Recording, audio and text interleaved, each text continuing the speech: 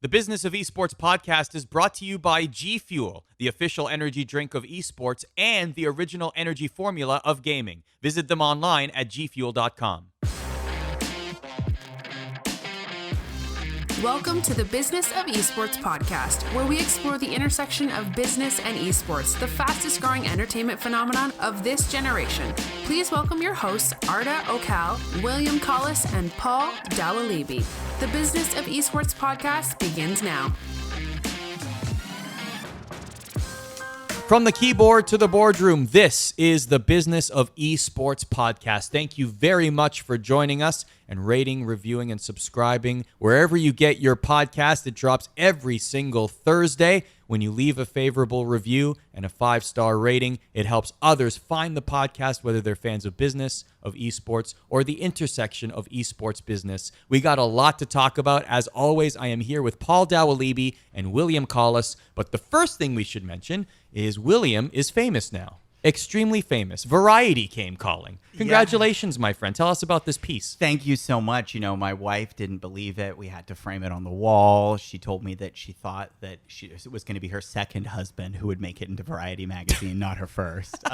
No, but, you know, team, we don't talk often about the businesses, I think, you know, we as hosts of the show have kind of outside of the podcast. But Team Genji, which is the pro team that I I own, was featured in Variety, GameSpot, a bunch of different places. For a college scholarship, we announced in partnership with Becker College and Helix Esports USA for Apex Legends. We're testing a new model where we're going to be helpfully paying for some kids to have a wonderful education at Becker College. And part of that is gathering data for recruiting, both for the college itself, but also for our analytics platform that backs Team Genji, which actually does all of our pro scouting. So pretty cool story. I'm glad we could mention it on the podcast. And guys, this will also be my last podcast because I'm now super famous. Yeah, we can't afford you anymore. I'm starting to feel very self-conscious here, guys. Like, we've got Emmy nominated. We've got Variety magazine. Like, this is... I'm starting to feel a little embarrassed here. I think you're fine. Says the most successful investor in the room by an infinitely large margin. William, why is that a good idea, though? Like the idea of scholarships. I mean, I thought it was a really interesting spin here. Why was that a good idea for your business? Well, you know, for us, it makes a lot of sense because we have analytics tech that allows us to identify players who are both high performing and likely to become high performing. And, you know, who are people who might be interested in that? Well, certainly pro teams. And today we have Team Genji and some other partners who, you know, use the software there. But colleges and universities are already recruiting for varsity esports. This is a huge market.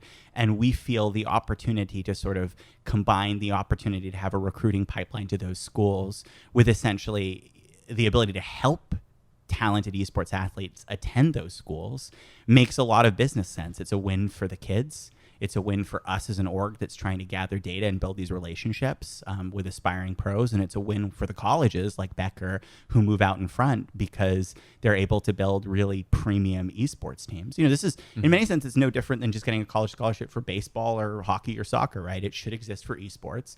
There have been stuff before where just joining that fray. The only difference here is we have a sort of unique approach through this analytics to identifying the people who might be eligible. So as we mentioned, the article is in Variety. It was posted on March 15th, written by Stephanie Fogel. The headline is "There's already an Apex Legend college scholarship," so you can find it there online. Couple things to get to before we get to our topics. We are going to do a deep dive of Google's big announcement, which was announced just hours previous to us recording this podcast. We will get to that a little bit later on, but we have to talk about the biggest news item of the entire week, and that is Conflict of Enemies.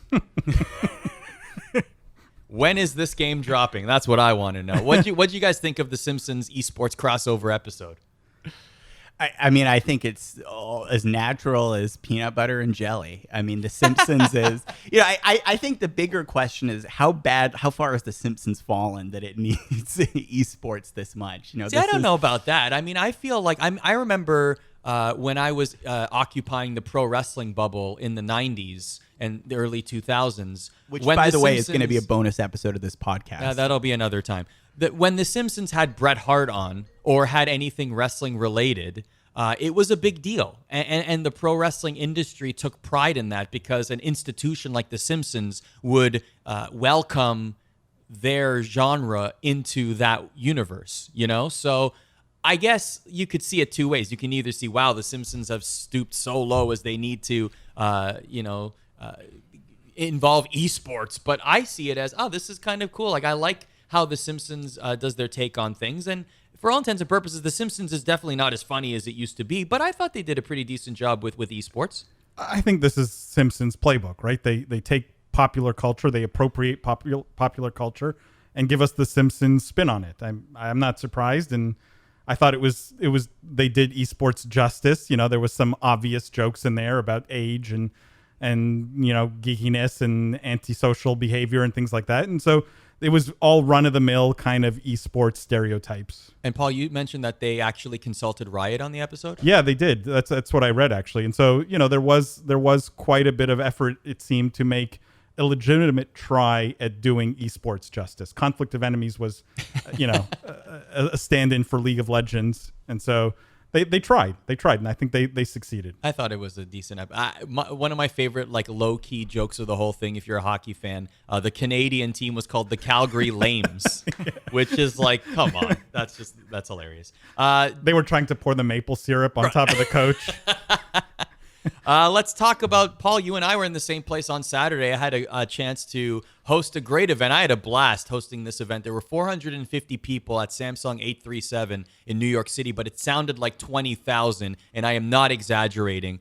It was a collaboration event between Samsung, Ninja was there, and the K-pop group iKON was there. Their New York City debut, their second ever concert in America. And boy, let me tell you, K-pop fans are loyal and passionate. And it was really cool to be in that environment. For me as a host, it was a very easy gig because all I had to do was mention the name iKON and the fans just went absolutely wild. But Paul, what did you think? I had an interesting take on it. To me, the Fortnite Samsung, and this was mobile Fortnite, just to be clear, because they were playing on Samsung mobile phones, wants to sell phones. And I should also mention that the finals were not regular Fortnite games. They made a custom creative island where it was like unlimited respawns, unlimited ammo. There was no loot. There was no building. It was almost like they had two devices they had to break. So it was very like inspired by other games kind of play mode, which is also there, by the way, if you want to play. It is in the game now. You could play it. I took a lot of flack at the beginning of the year when I said Fortnite esports have no competitive future, and I said mobile esports have no competitive future. And being at this event was all the proof I needed. And to be clear, it was my first Fortnite event. It was my first mobile esports event. This was all the proof I needed to give me confidence that I am absolutely right in my statement that Fortnite esports have no competitive future and mobile esports have no competitive future. What it felt like was a marketing exercise. So this was designed to sell Samsung phones. So they had a band there, a pop group there, a K-pop group there. And this felt like a marketing exercise, not a serious esports tournament. And that's fine, but let's call it what it is. My suspicion is all Fortnite events are going to look and feel like this. There was no one in the room older than about 13 or 14 years old, other than the people organizing it. And the reality is this was not a highly competitive event. This was all about entertainment. And I think that's where Fortnite will succeed because they've done very well at partnering with entertainment. But I think mobile and Fortnite, and definitely the two together, have failed as an esport, as a competitive esport. It reminded me of being at a T-ball tournament. A very successful T-ball tournament, though, with a lot of money in it and a lot of interest. I think that what we're missing here is, yes, it may not be at the tippy top 0.001% of competition in esports, but this absolutely has a place, William. In my opinion, I feel like these kind of competitions or these kind of events absolutely have their place in the esports landscape.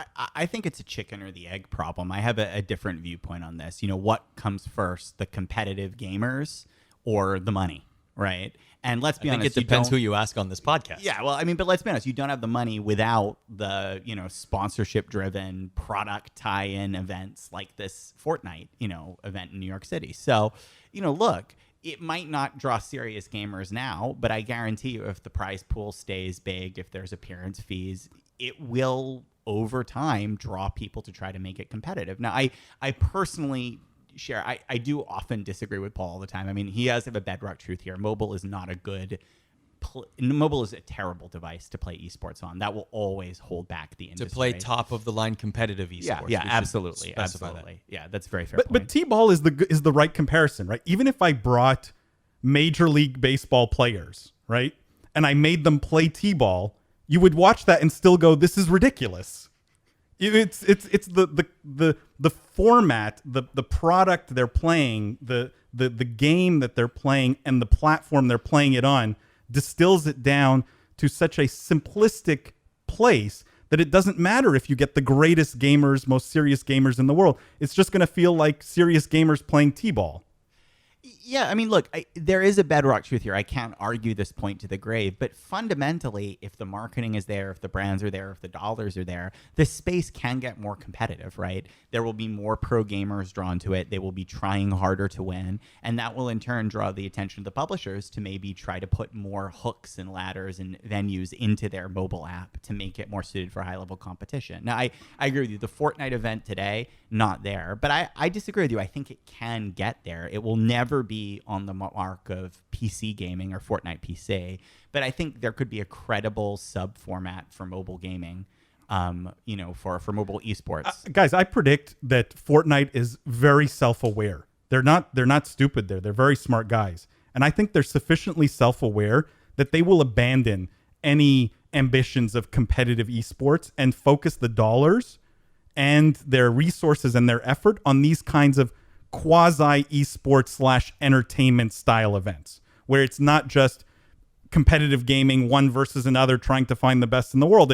There's a band and there's other entertainment and there's appearances. Sure. And right. And there's sponsors who have tie-ins. That they're self-aware enough that they know there's no future just in competitive esports for them. The Fortnite World Cup is esports to me. What happened this past weekend was a fun tournament that was part of a marketing activation, and there's nothing wrong with that. I think that has a place in the gaming world just as much as a competitive esports tournament. So anyhow, why don't we move on? Actually, you have a very good point here, Paul. Dr. Disrespect was talking about esports on his stream, and he made a very interesting point regarding trash talk and just the idea that you don't really see that anymore, especially in between games, in matchups. People are just dialed into their screens or they have their headphones on, so you don't really have that interaction between teams. Sometimes they're not even physically next to each other. They're all the way on the other side of a stadium or an arena. What did you make of Doc's comments wanting to see more trash talk? I rarely ever disagree with the Doc. This is what I'm finding. He and I see eye to eye on just about everything, it seems, and this is no exception. I'm a big hockey fan. In hockey, you have guys chirping at each other on the ice all the time, going by the bench, making comments, trash talking. You have the noise of the crowd that interferes, right? So if you've got a face-off in your zone, you got to win and you got to communicate with your guys. The crowd will often cheer to either, intercept that or try and obfuscate the communication of the opposing team. That's lost in esports. Esports, I've always said, have become too clinical, and there's no reason for it. Why not allow the crowd to interfere with the game in a certain way, right? Like if you get rid of the soundproof booths, which is what the Doc actually said, he doesn't like the plexiglass booths, and allowed the crowd to be loud when they needed to be loud, potentially to help their team or hurt the opposing team, I think adds another interesting dimension to the game. And I don't know why you wouldn't want that, both as a spectator, as a fan, and as someone who's putting on a show. This to me sounds like the people that complain about Fortnite major changes before an esport tournament, right? You're basically saying, do you want the most ideal possible circumstances for a player to compete in the game, meaning complete silence for them, being cocooned from all sort of distractions to be able to compete at a high level? Or is that part of the... I would argue it's part of the game. It's part of any sport. The part of the tournament or the competition. And so if we're calling ourselves a sport, why would we take that out? Because that is part of it. Because I think it's part of any sport. The crowd, if you're a pro, crowds are part of the equation. If you're an amateur and you're playing in your bedroom, fine, you can have all the quiet you want. But a pro, part of being a pro is the ability to deal with a crowd and the whims of a crowd and the pressure of a crowd. Why would you take that out? William, anything to add before we move on? I completely agree with the doc here. I think, to be clear, we're not talking about trash talk as in derogatory or discriminatory language or anything like that. There's a negative side of gaming culture that emphasizes that, and that's not what we're calling Spirit of for competition. here. Yeah, exactly. I think, look, it's about personality. We want to see the personality of these players come out, and right now it's relegated to minor Twitter beefs. I mean, one of my favorite moments from last year's LCS, I think it was Double Lift from, I think he was on TSM at the time, was driving by a graveyard on the way to, one of the matches, and he tweeted a photo with the graveyard like, wow, I hope they have space to bury our opponents here. It looks pretty crowded. And that was awesome. I still remember that tweet more than I remember anything about the game because it had personality, it had guts, it had chutzpah. And we need more of that right now. Too often, too many of the esports pros, on their streams, they can be real people, but in competition, they might as well be robots. They're faceless, wired in, headsetted up, and eyes down. And that's not good for us. There's no other sport that doesn't let or encourage the personalities of athletes to come out. And it's part of embracing the competition. I am all for it. It has to be, as we said, sort of clean and above board. There is a fun competitive spirit behind it, but I love more of it. And by the way, if the doc doesn't think there's enough trash talk in esports, he can drop into any of my Heroes of the Storm games, my friend. If you agree or disagree, let us know on Twitter at BizEsports. Also on Instagram at BizEsports. TheBusinessOfEsports.com is our website. Every single day you will get a multitude of links to get you caught up on the business of esports. Many of those topics we talk about on this podcast every single week. Topic number 1, Turtle Beach acquires ROCCAT. ROCCAT makes gaming accessories. The price was $14.8 million in cash, $1 million in cash and possible stock, and $3.4 million in possible earn-out payments. Now, this is Turtle Beach making a splash into the PC world where they haven't necessarily inhabited in the past. Paul, what does this mean? When you look at any acquisition, there's a few things you need to look at, right? So, A, is the acquisition accretive from a value standpoint, right? Does this add to the value of the combined company in the long term? B, does it make sense from a synergistic level, right? Do the two businesses fit together? Does it make sense to put them together?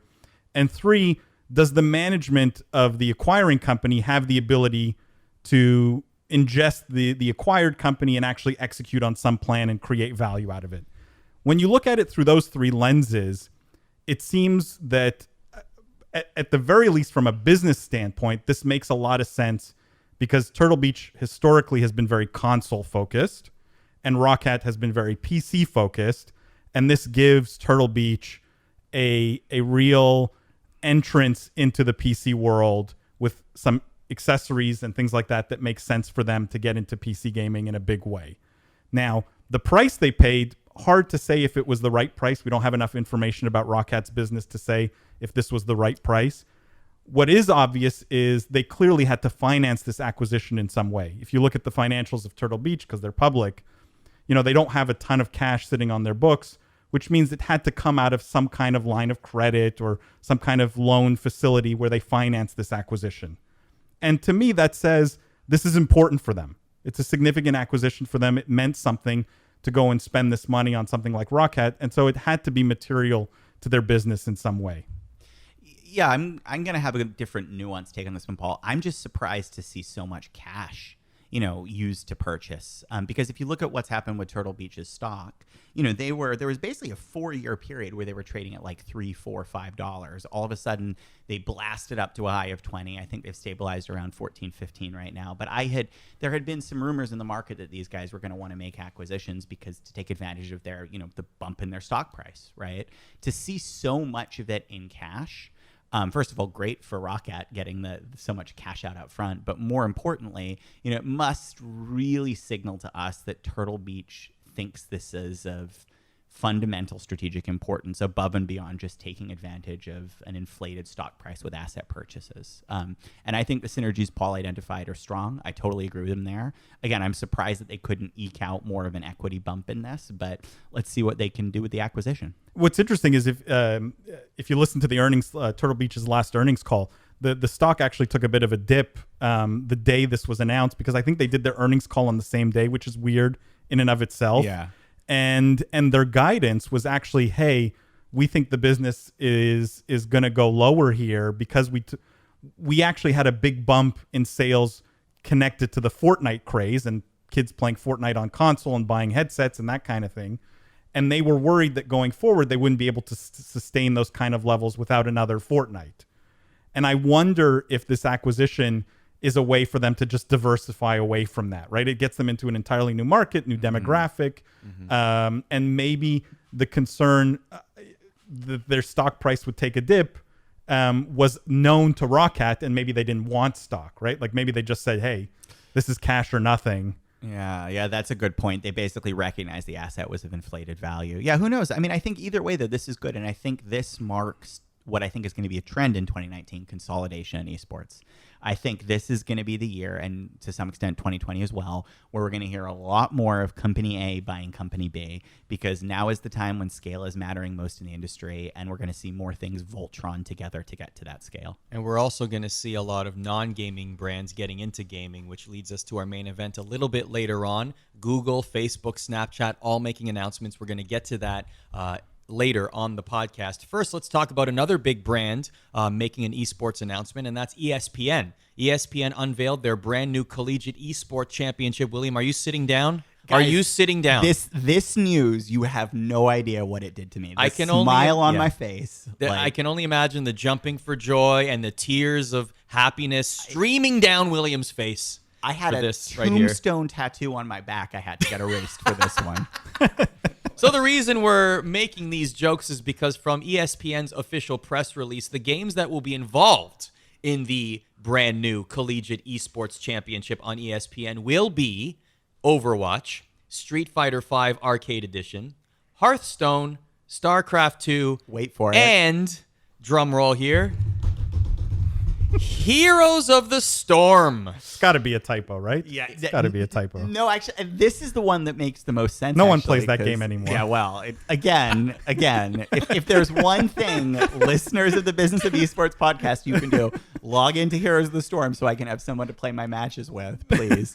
Just to give some information on this, by the way, so those are the games, the first games to be announced as part of the LAN Championship event. TESPA and Collegiate Star League will hold qualifying rounds for Blizzard's games and Street Fighter V, respectively, all culminating at the Collegiate Esports Championship in May. That is scheduled to be in Houston. The CEC will become Overwatch's only collegiate championship, previously held at the Fiesta Bowl. So there's a lot to unpack here. William, let's start here, though. In all seriousness, why would ESPN want to do something at the collegiate level? Well, because collegiate esports is blowing up. I mean, I just said one theme of 2019 is consolidation. Another theme is going to be the rise of varsity gaming, right? Because universities are now finally waking up to the money in the space. They're seeing that this can be a sport just like football, basketball, soccer. They're wanting to move into it. Again, it's why Team Genji did our first scholarship, maybe more on the way. But this is going to be a huge space and a huge opportunity. I think ESPN correctly sees college basketball as a hit, college football as a hit, college esports might be the next frontier. And TESPA as an organization has a unique ability to bundle together many games and bring a diversified content pipeline that makes sampling and testing in this space, I think, much easier than just putting your bet down on League of Legends. And by the way, it makes the games included here make a lot of sense. Even we joke about it, but Heroes of the Storm had an incredibly successful collegiate league. It was called Heroes of the Dorm. The Dorm, yeah. Yeah, and it was arguably better and more enjoyable to watch from the pro scene. It certainly drove, I think, very impressive viewership among the best in college esports. So the Heroes of the Storm here, oddly enough, isn't even a footnote. It might be one of the more marquee things. I understand it outperforms Hearthstone and to some extent even Overwatch in the college market. Now, whether that's true after the cancellation of the pro scene, because again, if you're playing the game in college, you sort of hope you go somewhere with it after college. I don't know. But I love the fact that this is happening. I love the fact it's bringing attention to college esports. And I love the fact that Heroes of the Storm is alive and kicking because that game rocks. William, one follow-up question here. One follow-up question on that. Why not League of Legends? Why not Dota 2? Why not pick the games that are already the most popular on the esports scene and focus at the collegiate level with games like StarCraft 2 that have really passed their date of prime? Well, partly it's the rights, right? The rights for all these things are probably tied up in other areas, and it's harder to get. But partly I think it's, look, if you're ESPN, you might want to test a variety of collegiate content to see what works. And here you have a fighting game, you have a MOBA, you have an FPS, you have a CCG, you have the smorgasbord of esports genres, piped to your audience to see what might and might not work for a traditional cable audience. I think that's a great move. Yeah, look, ESPN's fate to date is tied intimately to traditional sports. And the problem with traditional sports is ESPN's problem, and that is the demographic watching traditional sports in ESPN is aging, and they need a younger audience, they need a more digital-first audience, and they need a more global audience. And the only place to get that is esports, and especially collegiate esports. So to me, this is no surprise. They're just going after a demographic that's far more valuable to them, and that one that they need to survive. Do you think, Paul, that we will see let's use Overwatch as an example. Will we see Overwatch players at this level make it to pro Overwatch League teams, in your opinion? Will that be like, will we like Zion Williamson playing in March Madness here, clearly on the path to the NBA? Will we have stories like that? Are they going to include colleges in Korea? I mean, no, I don't. Look, I would like to think yes. That would be the Cinderella story.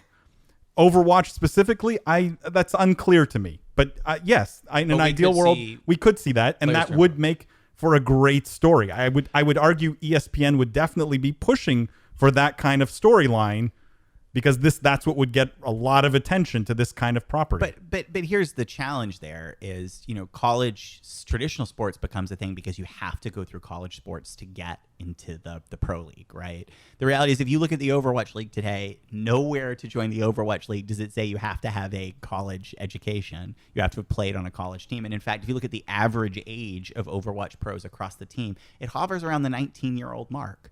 So why would you give up, 2 of your best competitive years to go to college and compete there unless the publisher is forcing you to move through that as part of a funnel system? So I think by itself, this just can't happen because the pro teams get the players young anyway.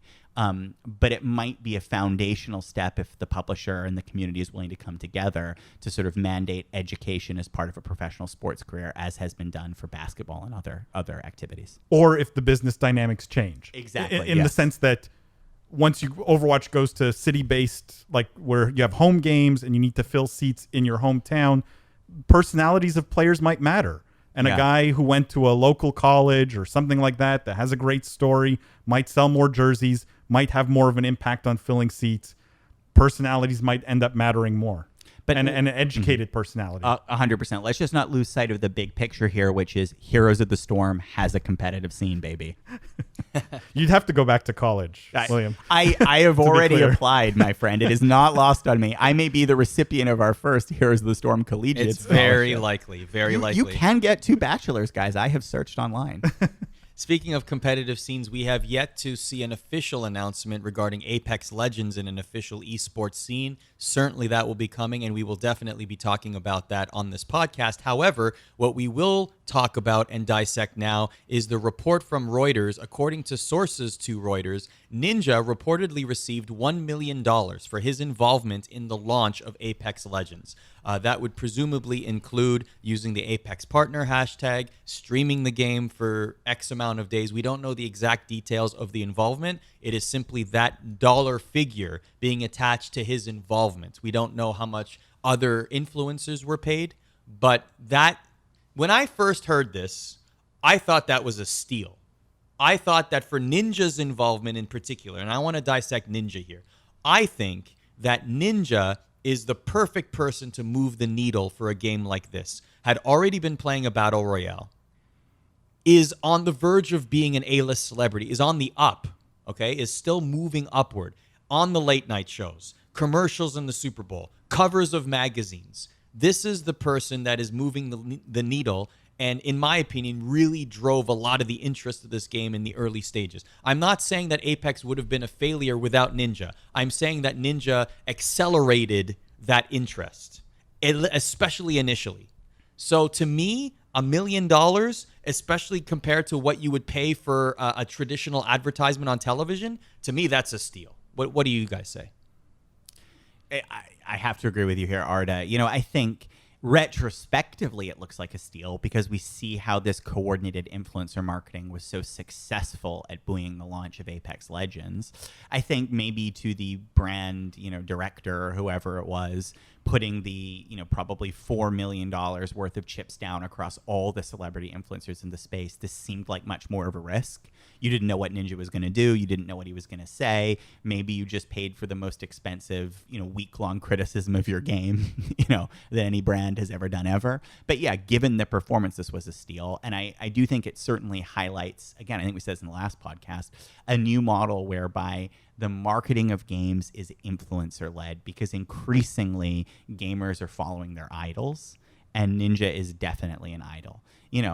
I was disappointed they didn't ask me, because Respawn, I would have done it for $950,000, so we could have saved you, what is that, 5% there? But otherwise, all good. Paul?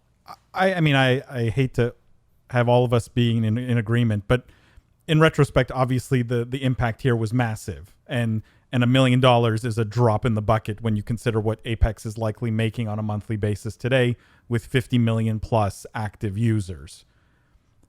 I think this speaks to the real confidence, though, that Apex had in their game. And I mentioned this on a previous podcast where, the launch without early access, without much fanfare, and just leveraging influencers and some key people in the industry meant these guys knew they had a good game, and they were extremely confident about it, and they were willing to spend millions of dollars on influencers to put it out there.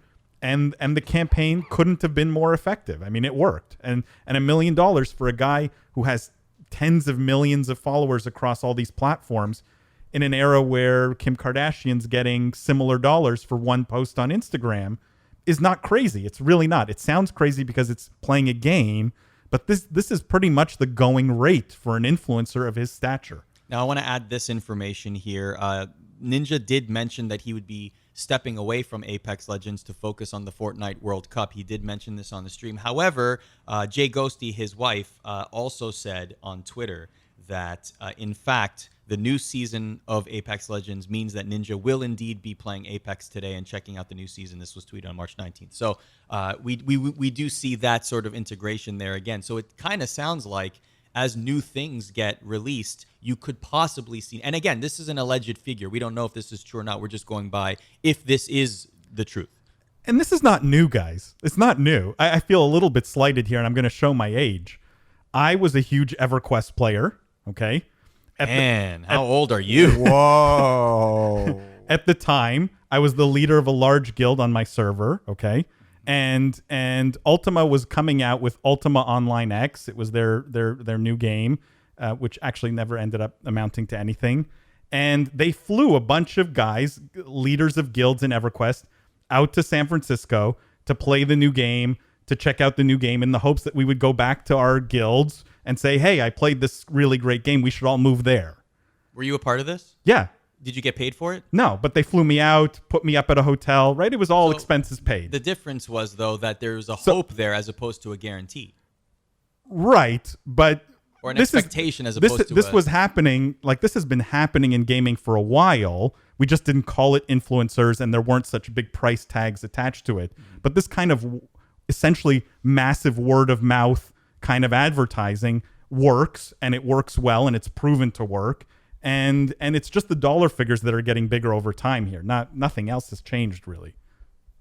Anything to add, Willie? No, I think that was perfect. Okay. I spent that entire time Paul was talking frantically Googling for images of this EverQuest event because I'm dying to see Paul with his Necromancy Forever shirt on.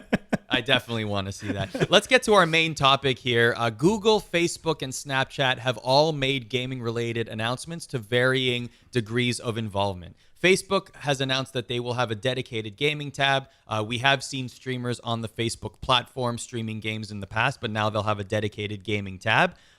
Regarding Snapchat, this was first reported by Cheddar. This is from Engadget. Snapchat will reportedly feature externally developed games that will work inside the Snapchat app. It sounds much like the gaming tab unveiled by Facebook, which features instant games, esports, streaming, and more. Snap has been struggling to increase user growth, but recently announced that it had boosted revenue last quarter by 36%. Jumping into gaming could be a way to jump both users and revenue. Of course, Snapchat involved with Tencent. We've talked about Tencent at length in previous episodes of the podcast, which you can find in our archives. And the big announcement was with Google. Stadia is now a thing. Basically, the Netflix for gaming is how it's positioned. They Google is calling Stadia the future of gaming. Whether you use your own controller or you buy Google's controller, you'll be able to stream video games through Chromecast or wherever. You don't need to buy a console itself. Now, Paul, I think you and I are going to clash here. I do see, and I'm taking esports out of the equation for now. I'm simply focusing on gaming. This to me sounds exactly what the future of gaming is going to be. There's going to be no more consoles in 20 years. We are simply going to have multiple Netflix streaming services. And I would go so far as to say developers are going to choose a side in the next 10 years. EA is going to be exclusive to Google, and Blizzard is going to be exclusive to Facebook, and Ubisoft is going to be exclusive to Amazon, for example. There's a lot to unpack there, and you said a lot of things that I agree with and a lot I don't agree with. What do you not agree with first? Let me try and unpack it here. First of all, if this is the future of gaming, like, kill me now. I don't want to see this future. Why? Okay? Like, I'm ready to go today. If this is truly the future of gaming, we've all lost. Everyone loses today, okay? That's the TLDR here. I kind of agree with you. I have to hear where this is going. Like I was borderline suicidal watching this thing. Okay, you were not. So let me unpack why. Okay, where I completely agree with you is Stadia completely eliminates the need for consoles, completely. But I've often said console gaming has no real future because essentially all consoles have been since the beginning of time were just budget PCs. That's it. It's budget PC hardware, mass-produced, crammed into a small box you could put in your living room. And to me, something that's so commoditized at the low end has no chance to have a sustainable future. And what Google has done here, to their credit, is completely eliminated the need to own a console. Because you can play all the console games you love on all the screens you play your consoles on and more, and the experience is essentially the same. That's the problem, though. The console experience is not the PC experience. The PC has always been and will always be, at least for the foreseeable future, the apex predator here, okay? And what Google has not managed to do is defy the laws of physics. First of all, 1080p 60 FPS, even 4K 60 FPS, is still 60 FPS. No serious gamer will play a multiplayer game at 60 FPS. None that I know. Single player game, fine. Casual game, very good. But a serious multiplayer game at 60 FPS doesn't work. The other problem that they can't get around is one of latency. Both input latency and the visual latency. The rendered frames having to get to your dumb terminal, your TV, your Chromecast, your browser, and then the input, me typing on my keyboard or moving my controller, going back to Google's server. That latency, and notice in their presentation they said low latency. It's not zero latency, it's low latency. That inevitably destroys the competitive experience. For a serious gamer, having to add a minimum 20, 30 milliseconds of latency between when I press something and when I get back what I've done kills the experience. So this destroys consoles, but doesn't even come close to putting the PC gaming business at risk here. It's hot garbage. It's hot garbage. For you as a top tier player, but remember, this is gaming for everyone. It's fine for single player and casual games. That's all this is good for. You know, I take a different view. And by the way, I mean, even a little bit of input lag here, guys. Like, I mean, we're talking about for competitive games and, you know, we haven't used the service. We don't know how good it is. But even a little bit of input lag is noticeable to an average gamer. Your character will feel You even noticed sluggish. it in the presentation. Yeah, definitely it did not look 100% responsive. But, you know, I'm okay with that because right now, if you're somebody who doesn't have access to a console and who doesn't have access to a high-end gaming PC, how can you experience gaming? Basically through your phone. And guess what? You know, as much as I like to fight the point with Paul, the truth is gaming on the phone is an inferior experience. You have been stuck with a junkier, boxier version of gaming. And candidly, like, Farmville is the death knell of video games. That genre of addictive mobile casino game, I find it disgusting, right? And that's really been what the market is. It's accessible to the vast majority of people through the phone. Now with this, yeah, maybe you'll be playing a slightly slower, slightly clunkier version of Assassin's Creed. But guess what, guys? That'll be fine with something like Hearthstone, where millisecond inputs don't matter. It'll be fine with some adventure games and more text-driven or story-driven games. It'll be fine with RPGs. It will open up a whole series of genres of premium gaming experiences to people who otherwise couldn't afford it, and open up more games to sampling and play, and that will broaden the base of our hobby. And if you fall in love with gaming that way, guess what? Just like any other sport where you're going to start with the cheap rental ice skates and then claw your way up to premium hockey skate. I don't even know what hockey skates are. Arda, you can tell me. Like, I don't know. It will be the same path here. And this is good. It is widening the bottom of the pyramid for gaming in a way that I am very excited about. The end. I agree there. I don't disagree with that. I hate when they call it the future of gaming. Let's be clear. This is the future of casual and single player gaming. But the future of gaming for who, right? Like for us, the PC, premium 3K, 5K PC player. Yeah, this is going to look like an innovation in the dark ages. But for the vast majority of people who game, and look, if you look at just the gaming market, the dollar in revenue of the $137 billion global gaming market, 70 billion of that is mobile. 70 billion. For those guys, this is a revolution. And I, for one, welcome the fact that anything that gets you to stop playing Candy Crush is good for us as a whole. What's interesting here, the big winners that we haven't talked about are the developers here, who this, I'm sure, is far better to develop for as a platform than for consoles and this budget hardware where you have to eke out every little bit of performance, and you've got two different console platforms to design for. Like, this is going to be a real dream for developers, and for that reason, I think it will catch on. Where the developers will go, the players will go as a consequence. By the way, you've noticed we've anchored in on the Google announcement here, and that's because for my end, the Facebook and the Snapchat announcement, I mean, I can just say one thing, big yawn. I mean, a dedicated gaming tab Facebook, you really needed to commit more at this stage of the game to compete in this space. And Snapchat, I am so happy that you're going to have junky little apps built into the feed. But guess what? Tell me how the Ouya console worked out and convince me that this is going to be a successful place for driving real gameplay other than, again, sort of casino penny clickers. Lots to drill down here. I have a lot of follow-up questions, but take me into the boardrooms of Facebook and Snapchat in particular for the level of involvement for these announcements compared to what you saw from Google. Why do you think they made those decisions? Why do you think Facebook and Snapchat didn't announce something similar to Google? We're going to have our own streaming service, or we're going to do our own sort of have our own footprint in gaming. Let's be clear. To do what Google is doing is not simple. You need massive server infrastructure in don't you think Facebook has all that? Kinds of places. But that's not really Facebook's bread and butter, really. Not Google's either, though. Well, Google does manufacture their own servers, interestingly enough, for their infrastructure. Like, they've optimized their back end to no end. They understand the hardware piece of it. They understand that game a lot better than a Facebook or Snapchat does. I think Facebook's opportunity was actually more in VR because they own Oculus, and they haven't really done anything interesting there. And so the gaming tab, I agree, is a huge yawn because they had the opportunity to do something much bigger, much more special, and they just didn't. But for Google, if I'm in Google's boardroom, or even any of these three companies, right? The obvious one is gaming's huge. We need to play there. That's always, I think, top of the list. They don't want to miss out on a huge opportunity or on eyeballs going somewhere else. And so the decision being made in the boardroom is really driven by, let's not miss out on this. We have to do something. And I think Google's decision came as a consequence of where their strengths are. Their strengths are in data center and infrastructure.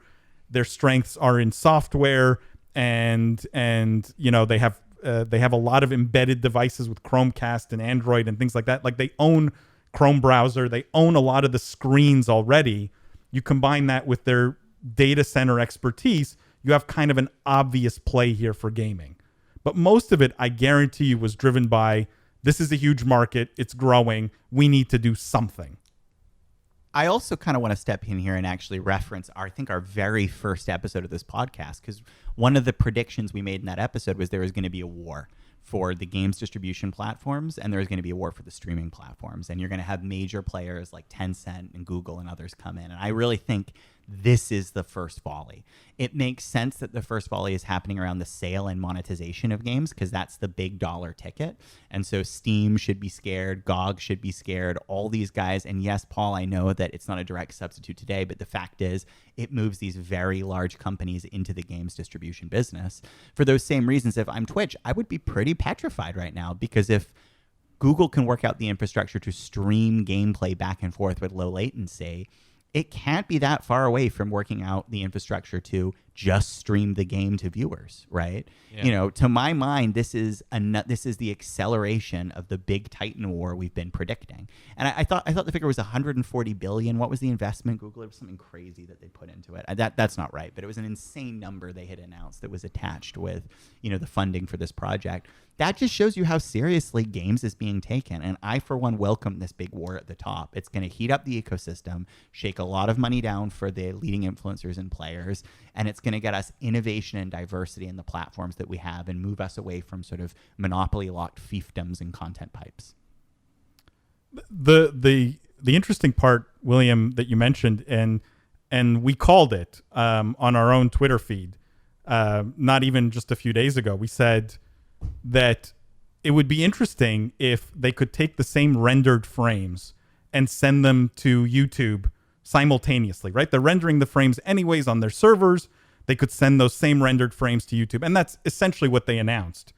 I think the irony of that is YouTube, in my mind, and YouTube gaming has been so asleep at the wheel, and the leadership there has been so asleep at the wheel for so long now, that it really took the muscle of Google to come in and actually create something to revive YouTube's streaming chances.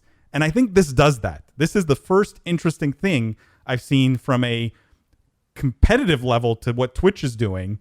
And if you get enough people using Stadia and you make it dead simple for them to just press a button and all of a sudden they're streaming and they don't need any other hardware at home, now you've got an interesting competitor, again, for the more single player, casual, variety type streamers.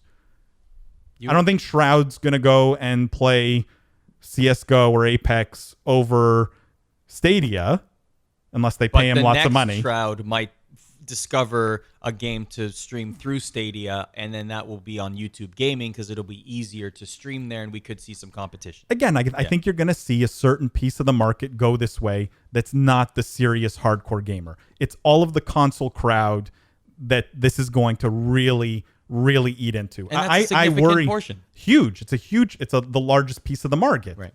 Other than mobile, really. But even mobile is threatened here, right? So what you really get here is now you're really only going to have two options, right? You either are a very serious gamer and you need to have super high-end hardware to compete, or everything's just going to be delivered over the cloud and you don't need to worry about any hardware at all. Let's also talk human resources here. Google pegged longtime industry executive Jade Raymond to head up Stadia. Previously, she was an executive with Ubisoft and Electronic Arts before taking over here. So that's a very good hire to lead this initiative. I want to get back to a point that I made earlier, though, and I really feel like this could become the future of games, just like it is the present for content. You have shows exclusively on platforms. I'll use ESPN Plus and WWE Network as a perfect example. Recently, ESPN Plus announced that they are the home for the UFC. If you enjoy mixed martial arts at its highest level, which is the UFC, you buy ESPN Plus for X dollars a month, and you have all the content there. And recently they announced all the pay-per-views will now be moving to ESPN Plus. So you can pay that same amount per month and see all the pay-per-views. Conor McGregor, Brock Lesnar, all the big names that will be fighting on those cards, you can see it through ESPN Plus, and only ESPN Plus. So where I see this going, and correct me if I'm wrong if you have a different opinion, is I really feel that eventually, it might not be next year, it could be 5, 10, 15 years from now, we are going to see developers choose sides. Whether it's because there's money involved and they're being paid to be exclusive, or whether it's because it's a beneficial situation for them, we will see games exclusively. We've already seen this, like Street Fighter V exclusively on PS4. But I mean developers or franchises exclusively on one side and not available anywhere else. And big splashes too. and that will have a trickle-down effect. You're exactly right, Arda. We will see that. We will start to see platform exclusivity and platform locking amongst these services. But I don't know if that fundamentally changes or recharts the course of the industry, right? I mean, the game developers themselves are just going to make a choice. They're going to look at, I think I can sell this many copies in an open market or in a cross-platform, and there's this additional fee for developing a cross-platform. Or I can get this lump sum payment or this lump sum marketing guarantee from a single dedicated publisher. We saw this with the console exclusivity wars in the 90s. And there'll be walled gardens that go up for 5-10 years while people try to differentiate their services. And then eventually the services won't be willing to pay all of these high fixed fees and the walls will come down. But there's a lot more at stake, though. There's a lot more at stake, especially from the streaming end. I can see them saying, hey, I'm using Fortnite as an example here, but Fortnite exclusively on Twitch. Nowhere else can you stream Fortnite. It's going to be illegal for you to stream anywhere else. I think William makes an excellent point here. I just want to go back to it, Arda, in that this is no different than the console wars. It's really not. It's just a rehashing of it, except instead of Microsoft versus Sony, it's versus Nintendo. It's going to be Google versus Microsoft versus maybe Sony versus maybe Facebook, maybe who knows, right? But wouldn't it be in Google's best interest to talk about that? Though we talked about previously how YouTube gaming can compete. Well, wouldn't it be in Google's best interest to find these exclusive major games? And they will. The same way the console makers did it, the streaming platforms are going to do it. The interesting part is, and I think the brilliance of William's point here is, history is just repeating itself and will likely repeat itself almost verbatim. That not only will the console wars happen again, but they're streaming wars. The exclusivity wars will happen amongst them, and eventually everyone's going to make nice because they realize working together benefits everybody more than trying to lock in exclusives, because they won't be able to afford them at some point. It just doesn't make sense at some point from a financial standpoint. Those who don't learn from history are doomed to repeat it. One last question for you. Do you think other non-gaming brands will get into gaming? Netflix, for example. Will we see Netflix gaming? Will we see Hulu gaming? Things like that. The rush has started, my friends. I think this is not the last announcement of this kind we will see this year.